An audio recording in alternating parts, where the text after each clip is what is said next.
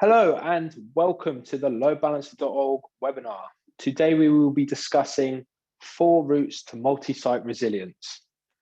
You are joined by me, your host, Oliver Warren. I am a sales engineer at Loadbalancer.org, and I'm with Aaron West, one of our technical architects, and Jed Ward, one of our lead sales engineers. The agenda for today, after this brief introduction, we will be going across multi-site challenges.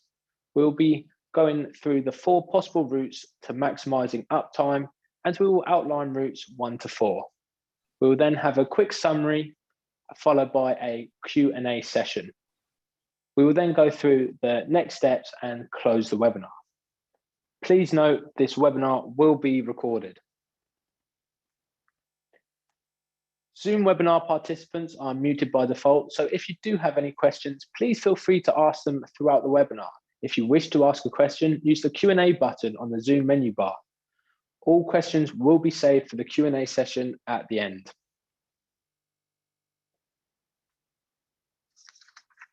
So let's look at some of the common scenarios.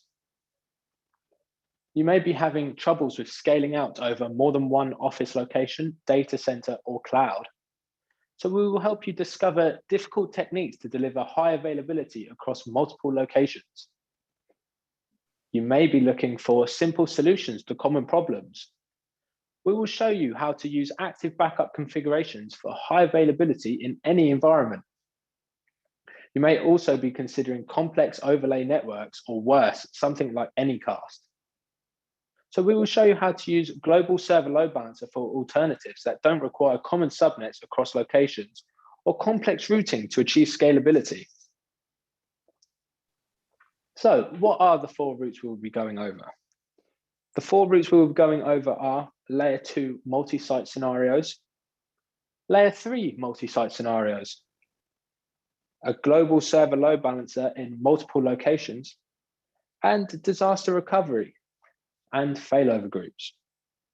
So to discuss the first 2 scenarios, I will be handing over to my colleague, Jed Ward.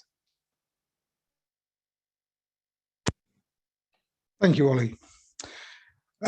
So initially, I'm just going to do a little bit of scene setting. So traditional networks and the use of IT and applications has grown hugely over the years, with IT and applications taking a major part in most organizations and most people's lives. Traditionally, people who had a single data center would provide some high availability services within that data center. So clustering of back-end services, expansion of those services with multiple nodes that the clients could connect to, all to provide a little resilience and make sure that the services were available. Load balancing plays an integral part of that. Load balancers traditionally, in a HA pair, provide a front end. So there's a single point that all the users can connect to, and the load balancers will actively health check the services and the nodes within those services so that they can make sure that they respond or direct the traffic to something which is available, increasing performance and maximizing the uptime for the users. In the event of a single load balancer failure, then the passive node automatically takes over. And with that, it maintains those connections and still provides that service on a single site. Now that's all well and good, but what happens when disaster strikes? So that could be natural disasters, man-made disasters. With a single location, obviously resilience within it is fine, but as we've seen in the news recently, even major hosting centers, major data centers can have outages, can have fires, and any other disaster that can befall them. So let's just look at it. A simple analogy would be, why do passenger planes always have 2 engines? Well, they're designed so that in the event of a single failure of one engine or one site, things will automatically in the event of a failure, the plane will continue to fly, it will be able to land, therefore mitigating those disasters. So let's just look at the first real method, that people generally deploy, and one of the first ways that people looked at adding that expansion. Generally, they looked at their existing infrastructure and stretched it over the same network, but put it into multiple locations. Now, they could be within the same building or in multiple buildings in a campus type environment. And these are still very common, especially when we're looking at healthcare, education, government and finance organizations, and a lot of tech companies as well. They have large campuses and really one large network that encompasses them. This allows them to stretch those services across those multiple locations. In this case, the load balancer is still just one pair, but it still provides that HA, with the users going to the active load balancer and the load balancer doing health checks across the nodes in all locations. If a single site loses its service, the users don't know there is no failover necessary. The load balancer will just direct the traffic to nodes on one of the other sites within the same network. Should the load balancer fail, the passive nodes would take over as if it was one site. So this provides a very simple level of resilience, but also allows people to expand services if they need. It adds some scalability and gives you that high availability and maybe a little bit of disaster recovery. If you lost one site completely, although the users in that site may have to relocate, other users would not be affected. So in summary, the simplest way of adding resilience is just to stretch your layer 2 networks across multiple sites. So these are common in campus-based DCs, but also we're seeing them used with other technologies that simulate that layer 2 connectivity.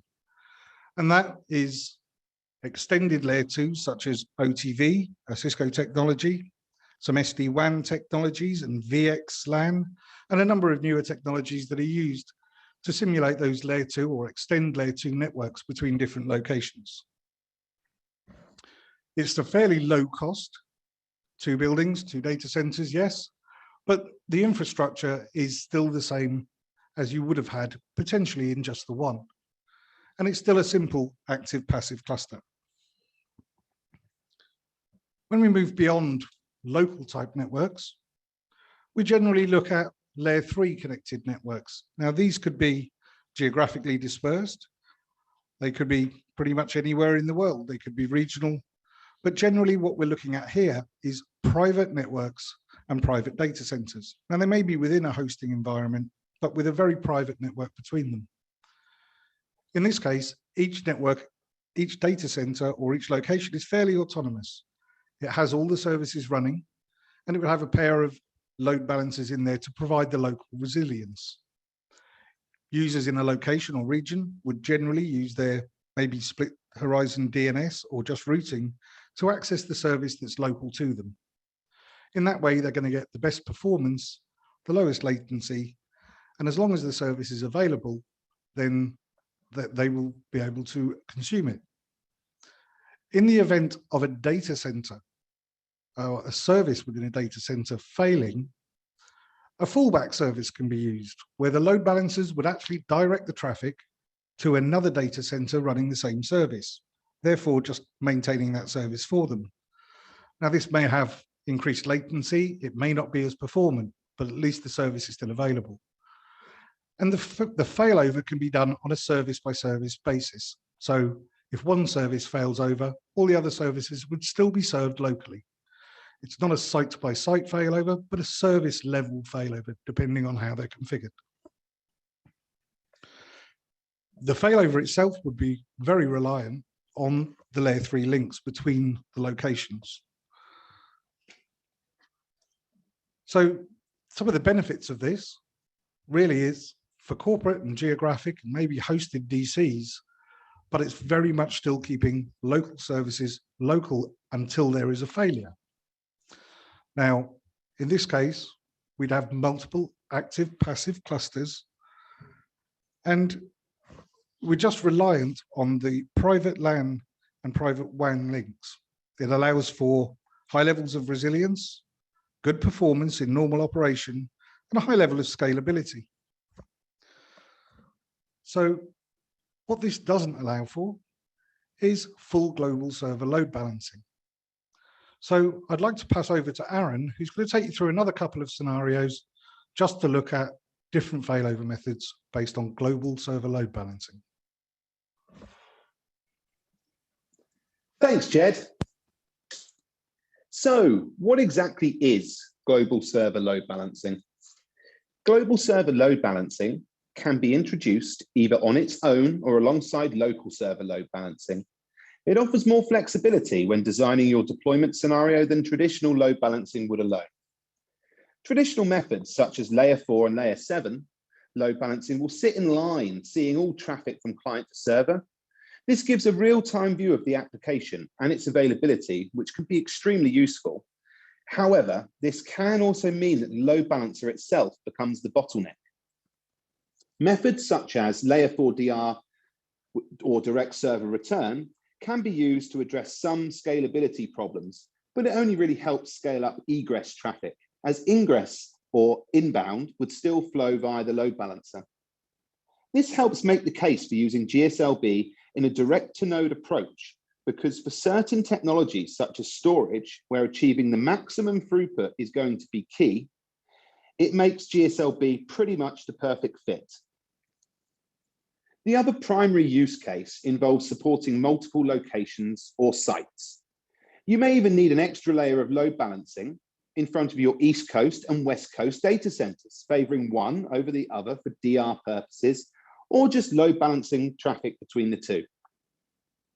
Standard distribution techniques are supported, such as round robin, failover groups, but also topologies. Topology mapping can be introduced on top of normal round robin offering a location affinity. This is in order to direct specific client subnets to a preferred location, shortening the trip to the application and reducing the need to use costly cross-site links. So, is all this just fancy DNS? We've talked about what GSLB is in brief. So where does it differ from typical DNS? Well, to answer the first question, it's a bit yes and no. Typically, what makes a GSLB is location and health awareness. So knowledge about the possible sites and also health checks against your endpoints. This offers the ability to then make decisions based on this information. Round-robin DNS has been used for many years as a simple solution, but it does fall short, as it will often serve up failed results to customers without having proper health checks in place. And it also lacks awareness of where clients are coming from or where we might want to send them.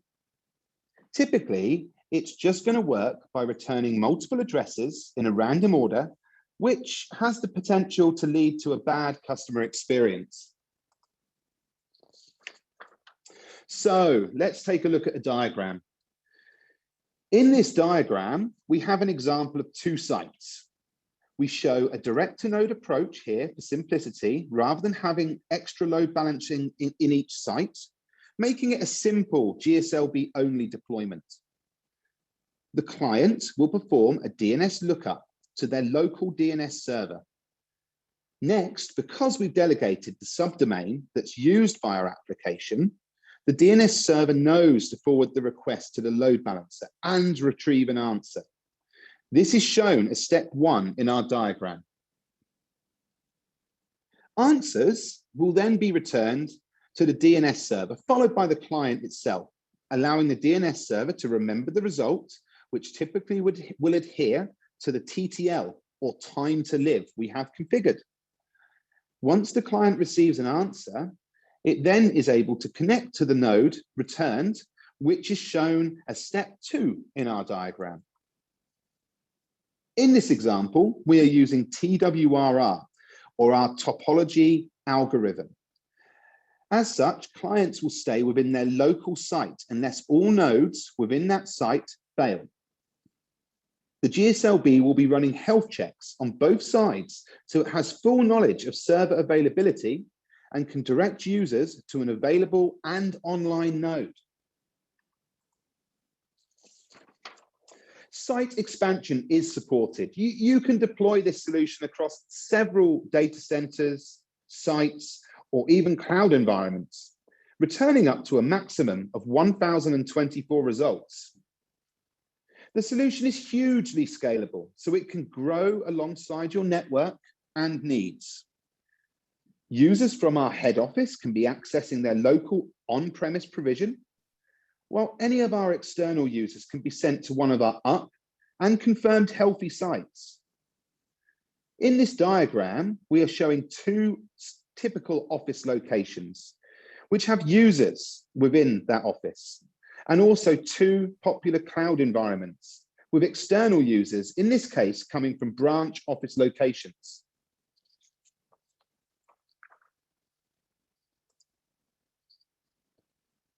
Delegating or configuring conditional forwarding is straightforward in pretty much every major DNS server. This is universally, therefore, easy to configure. While the GSLB only supports A or any records, CNAMEs can also be used and configured within your local DNS infrastructure, and then pointed to the A record which you've delegated to your GSLB.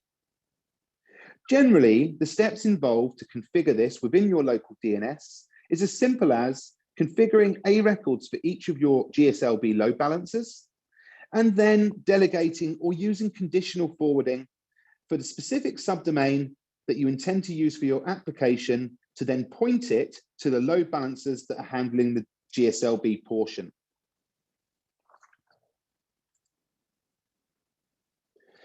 We've mentioned site affinity a few times, but what do I actually mean by that? So site affinity is provided by topology-based load balancing, so TWRR, as we've mentioned, which distributes the traffic matching you to your local resources based on the topology and therefore the location that you have configured within your GSLB. This offers location affinity, helping users stay within their local office or site and avoids the use of expensive or contended links when accessing resources.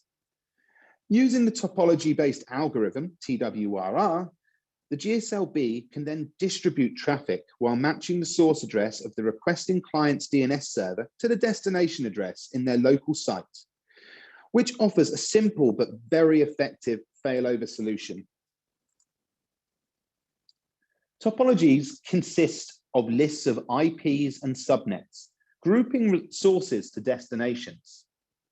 Topologies still offer failover should all resources be down, and failover is up to you. It can fail over to any remaining server or reject if that is not your desire. You can also use 0.0.0/0 as a wildcard to a topology, and that will basically allow you to create a default site for any external traffic as a catch-all. Lastly, let's talk a little bit about failover groups. So failover groups solve your most simple disaster recovery problems when you have the need to failover between active and passive sites or services. You can specify multiple failover members, and the GSLB will prefer the first healthy site or server in that list. Only then will it fail over due to a negative health check result.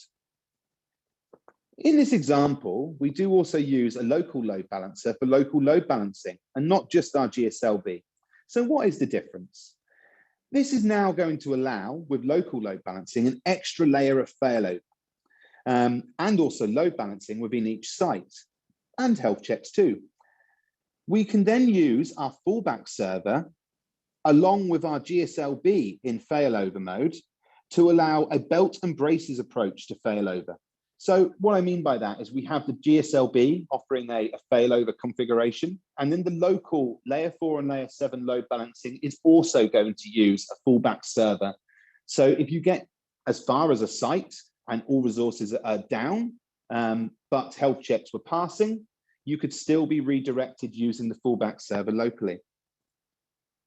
This method is great when you have a DR site that may not be fully functional all of the time, or when you have a stateful or active passive application that you need to offer a stage by stage failover. Anyway, I hope that all makes sense. If not, and you have any questions, we are getting closer to that part where you get to ask your questions. So please bear with us. For now, back over to Jed for a summary of what we've discussed so far. Thank you, Aaron. So we've covered 4 basic deployment methods. Those multiple methods can fit most scenarios. And I think one of the key things is most organizations find either one fits or that they can mix and match them. Individually, they provide the necessary levels of resilience for services. They provide the performance necessary, and we can measure that performance. And they also allow for a great deal of scalability across multiple sites, whether it be 2, whether it be hosted, whether it be cloud, and at whatever layer or method your installation takes. We've had multiple failover scenarios. We can look at whether we want to failover with service within a site, between sites, and a few methods of balancing load between sites, as well as failing over between them. Really, defending the network and the services, as and when required, we can incorporate any, all, or multiple of these methods combined. I'd now like to pass back to Oliver, and I think we're ready to start taking questions.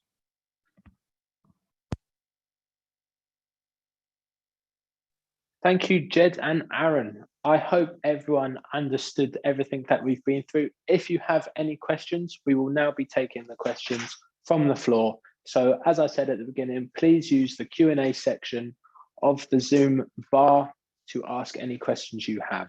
We've had a few questions come in, so I will start with those.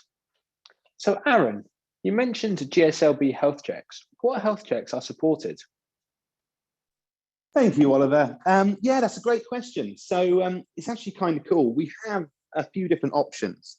The simple side of it is TCP-based health checks. So, you know, simple connect checks. If an application has a response, you can look for a sort of TCP response and base a simple check on that. But connect checks on their own typically aren't that great. I mean, a good example would be IIS or a web server, which may actually allow you to connect to port 80 or 443 to check that it's available, but might not actually serve the site that's hosted by SNI or host header, because that site itself may be broken or non-functioning in some way.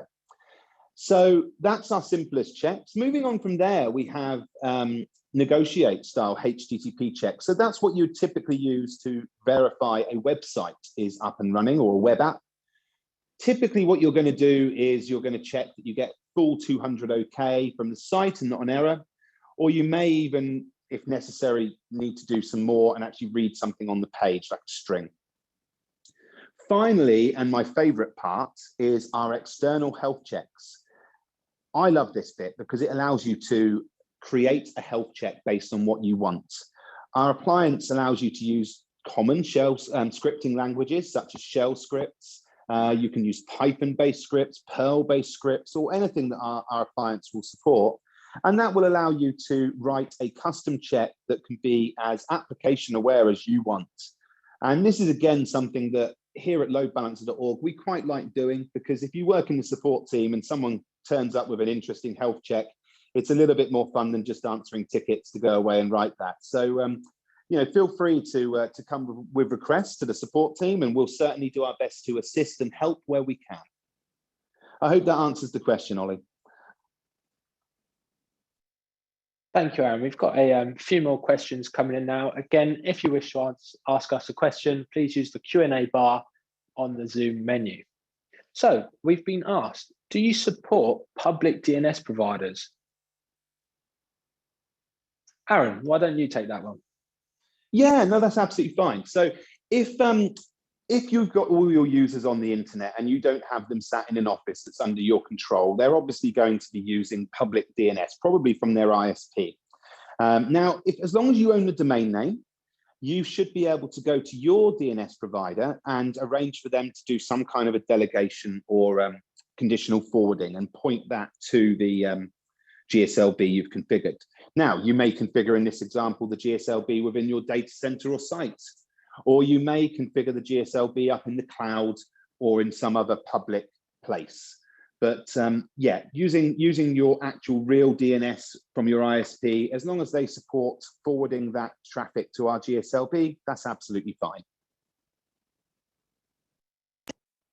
Thank you again, Aaron. Another question we've had is, do you support dynamic routing protocols? Jed, why don't you take this one? Yeah, happy to, Ollie, thank you. It's a relatively simple answer. No. Within the product itself, we carry out the load balancing, the health checks, and we figure there's a lot of devices out there that are very good and built specifically for routing and managing those routing protocols. In order to, we can integrate with them and we can add routes and we can inject routes from a static perspective, but we don't actually actively participate in those routing decisions. Generally leaving that to those providers that have the expertise in that area.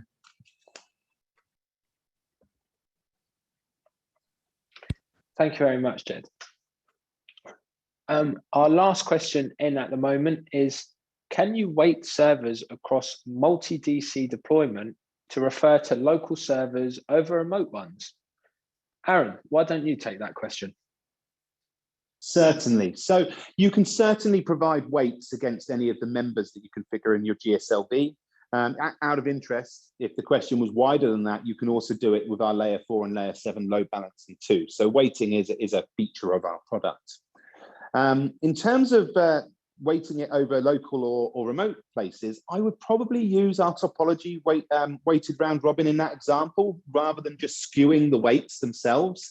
The reason for that is that while you can skew weights to prefer the local resource over a remote resource, and that kind of makes sense, what you can't do in that configuration is cause it to use 5 or 6 local members, say, over the remote members and not use the remote members at all. It's always going to send some traffic as long as you have a positive weight on the remote members. So that's why I typically would prefer either using your topology weighted round robin to stick people to their local sites, or if you want to do like a site-based failover, we could use our failover group that we suggested at the end and prefer the first site and then only use the second after a health check failure.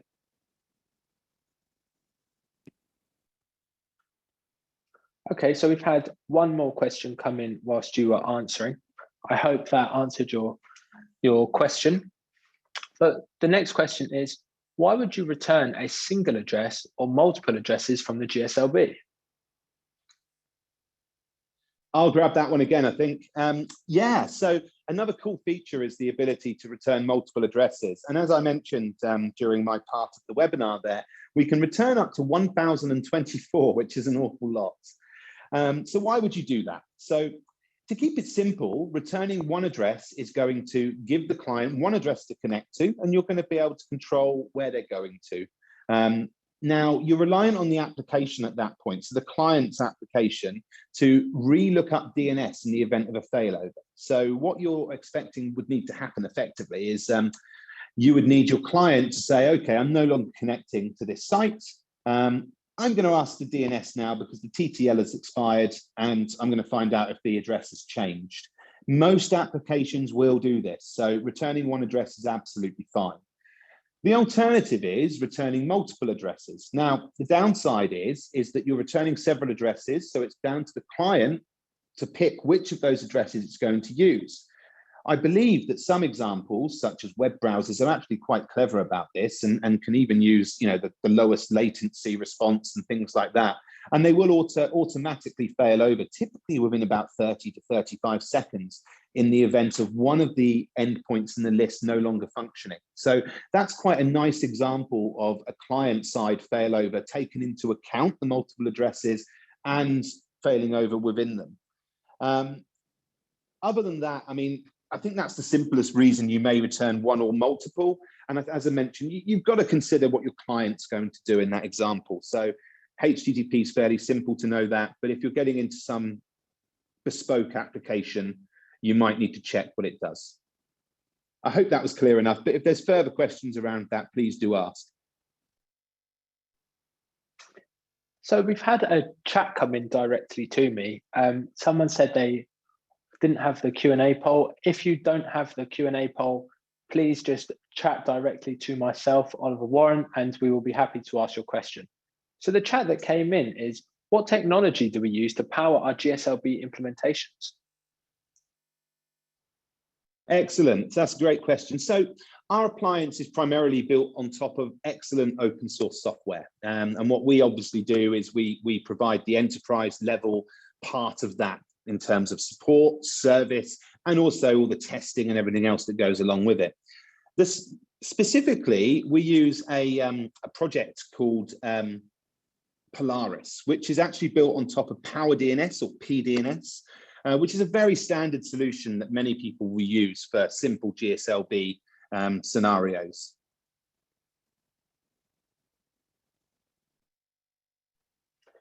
Thank you, Aaron. And another question has come in. If there is a complete failure of the first GSLB site, typically how long does it take to fail over to site 2?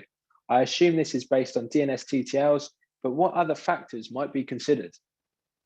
That's a great question. Yeah, TTLs is going to be the sort of base requirements. What can happen though is DNS caching. So I think I mentioned that when it's returned, the member, the address, it's going to go back via your local DNS server typically. So in an enterprise environment, you're probably running Active Directory or something like that. Maybe Bind, you never know. You're going to have that as your local DNS server. So if you've configured that local DNS server to cache results for longer than the TTL, and across the internet, this can happen too. You know, your ISP or someone in the chain can decide to cache a result for longer, then it can override the TTL. So it's a little bit difficult to answer that if you don't own your DNS infrastructure. And if you do, then I think you would be best setting it to adhere to the TTL, and then that would become the answer realistically. Thank you very much, Aaron. That is all the questions that we have got through. If you have any more questions, please use the email on the screen and we will be happy to get back to you. And if your question has not been answered, again, please email us and we'll be happy to get back to you. So at Loadbalancer.org, our mission is to ensure that its clients' businesses are never interrupted, ensuring zero downtime. If you wish to talk to us about high availability in your deployment, or you would like global server load balancer, or even deploy a multi-site scenario, please get in contact again using the info@loadbalancer.org email address. You can also visit our website or call us with the information on screen. That is the end of the webinar. Thank you all so much for attending. If you wish to discuss anything we've gone through today, again, please contact us. We are offering complimentary one-on-one sessions with all of our webinar attendees. That information will be sent out shortly via email. I hope you all have a wonderful day. Thank you and goodbye.